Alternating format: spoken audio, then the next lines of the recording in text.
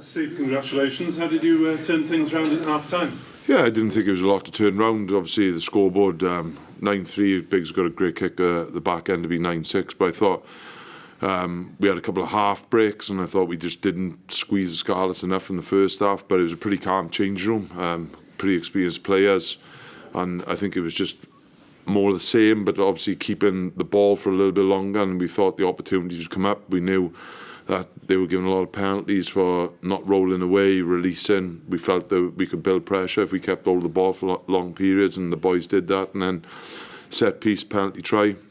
Yeah, I thought we looked in total control second half, if I'm honest. And at least you've remembered how to win ugly at home after all these bonus point wins you've been racking up. Yeah, I think you're spot on. There's something we spoke about after the game. We've had, like I say, we've run away. The Blues at home was probably one of the biggest games we prepared for. We come back with that after going 7-0 down. Like I say, Grenoble we've dealt with, but we knew that there was a big focus coming. The training was pretty intense. The front end over Christmas, and they were going toe to toe amongst the boys. And like I say, I think there's enough boys in around it. There's enough confidence. There wasn't a lot of stress going through the team. It was just calm, measured, and I think we thoroughly deserved the win. Alan Wynne-Jones leading from the front and getting another man of the match.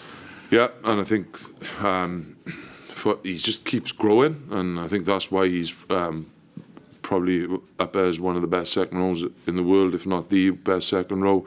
Is how the working week, how he helps others, how he keeps his appetite and energy throughout the working week. But also I think there's a calmer, more measured approach around what he's doing, and he's keeping growing, and he's obviously one of, if not the greatest Osprey of all time. Is something that he's passing on all his knowledge, and I think that just goes throughout the group in being calm at half time and delivering what we needed to, which is a win at home.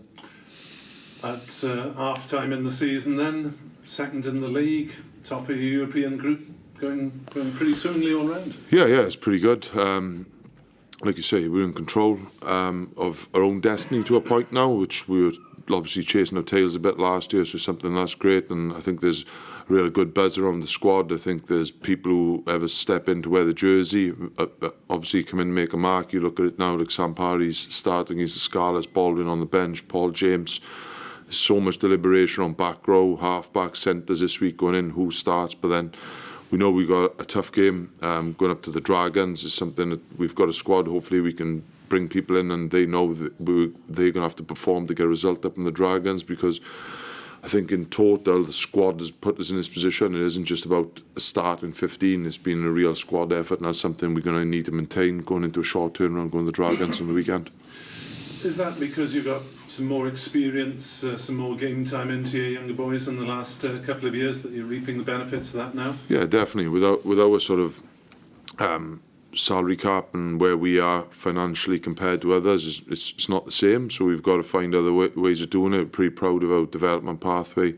The amount of resource goes into development coaches, backroom staff. It's important, but we take a real pride in growing this talent, and sometimes you have to go through a little bit of pain to get there, and we went through pretty big pain last year, especially the front end, but we're reaping the benefits. And I think Wales do. You look at us, we're always 13, 14, if not 15 guys in Welsh squad, so I think it's something that Osprey Rugby needs to take a pat on the back for, those kind of things.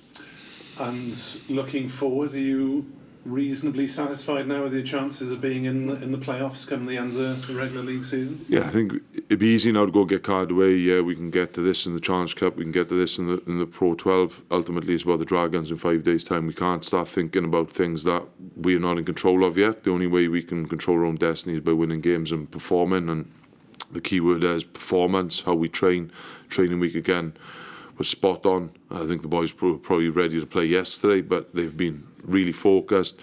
The non-starters, the subs, the guys who are not involved, they're all playing their part in making sure the guy that's wearing the shirt on Saturday is producing a performance and making sure there's no detail uncovered.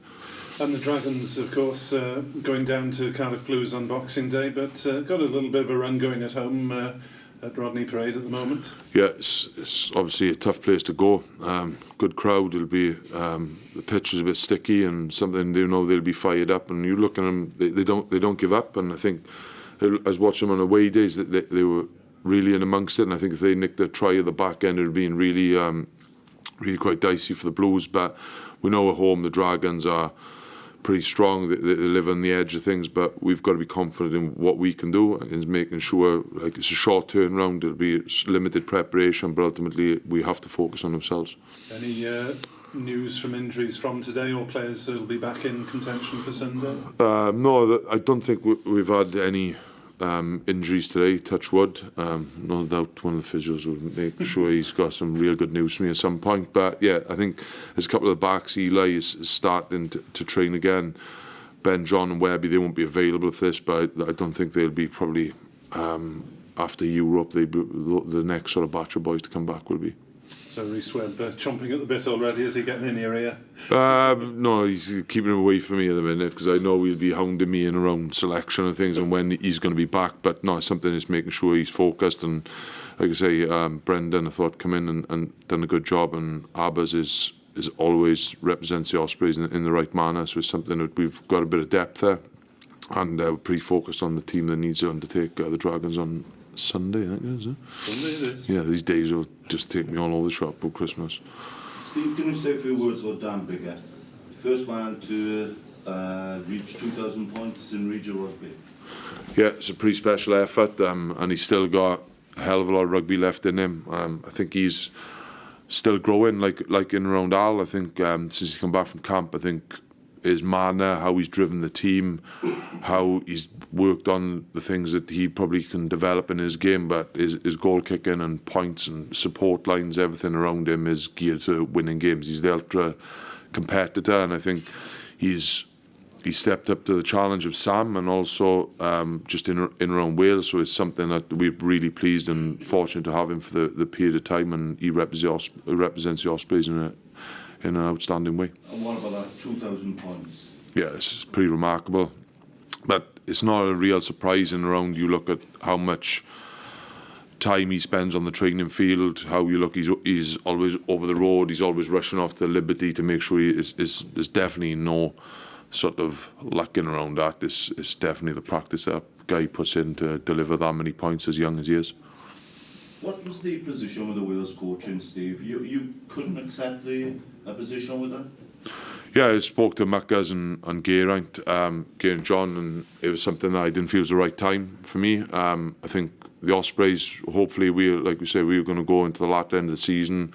Don't want to leave no stone unturned, and that's where my commitment at the minute lies. Really flattered with the Wales stuff, and obviously having a young family and knowing the time and effort that needs to go in throughout a working season, I didn't think it was the right time for me. But in fairness to Geraint, Muckers and Martin, they've been really supportive in the decision I made and not to undertake that role.